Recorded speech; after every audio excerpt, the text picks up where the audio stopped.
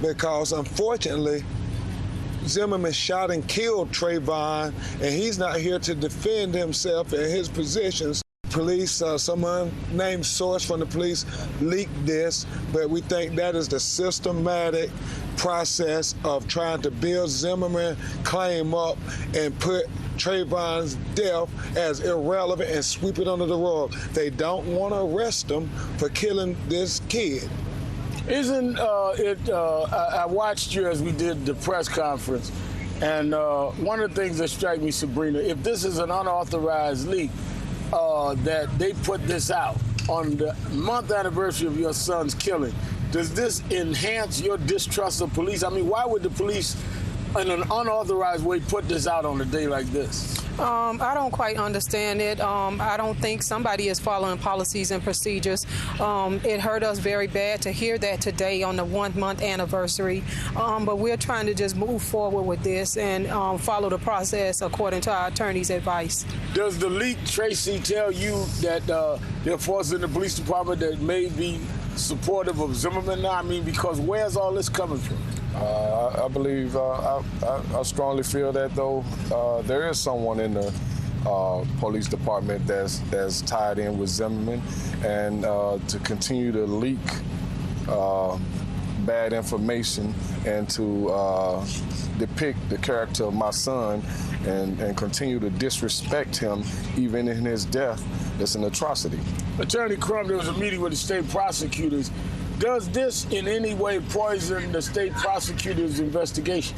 It absolutely should have no bearing on the state attorney's investigation, just as it should have no bearing in any of this, Reverend Sharpton. The only thing that matters is what happened on the night of February 26th, and most importantly is when Zimmerman disobeyed the police dispatcher, got out of his car and stalked and pursued Trayvon and initiated the violent confrontation. He's the aggressor, and they're trying to spin this. Now, you know, in sports, if there's a question, we say go to the tape. The tape says clearly that Zimmerman said he was pursuing your son, Trayvon. The tape says clearly, we don't need you to do that. He said okay, and clearly that continued.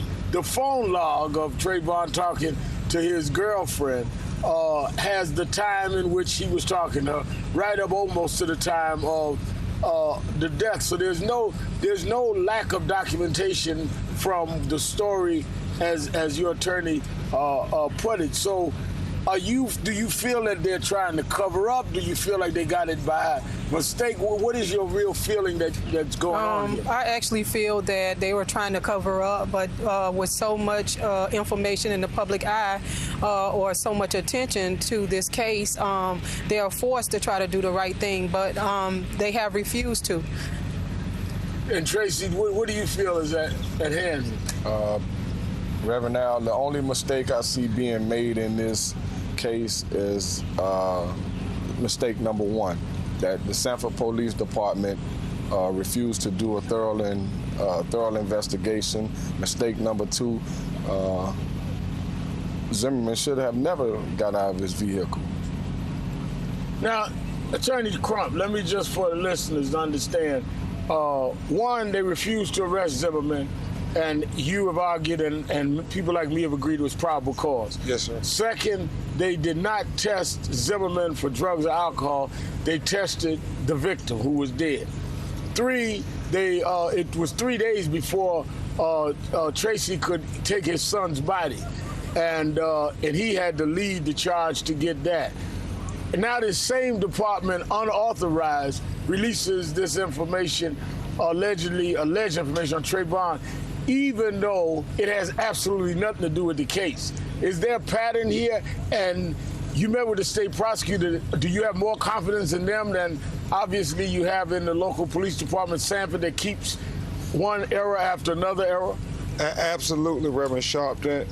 That we got to have more confidence in the state attorney that's appointed by the governor, because Sanford Police Department from day one, for whatever reason, has tried to do everything in their power to exonerate George Zimmerman for killing an unarmed teenager.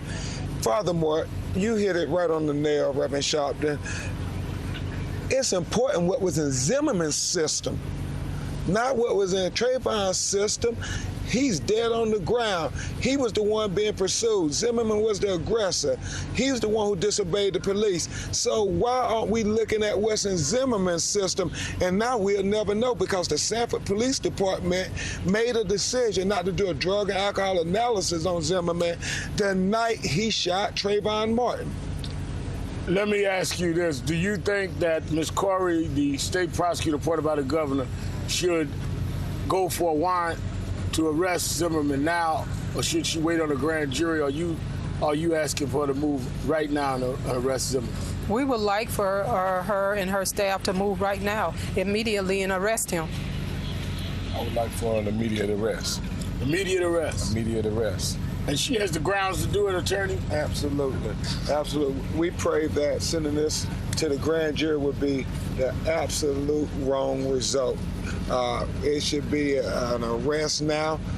If it was Trayvon Martin, Reverend Sharpton, America knows it. Everybody knows it. He would have been arrested right then. Why are we going to wait, and how long is it going to take to arrest George Zimmerman? Tracy Martin, Sabrina Fulton, and Benjamin Crump, thank you. Ahead, George Zimmerman's fate rests in this woman's hands. Florida State Attorney Angela Corey has taken over the investigation. So where does it stand, and when will we hear something? Plus, the grassroots and celebrities and professional athletes. This tragedy is sparking protests all over the country. Sinbad and Reverend Jesse Jackson join me live. And in the world of politics, the beginning of an epic clash over President Obama's crowning achievement, his health care law. We'll break down all the action from today's arguments in the Supreme Court. You're watching Politics Nation on MSNBC.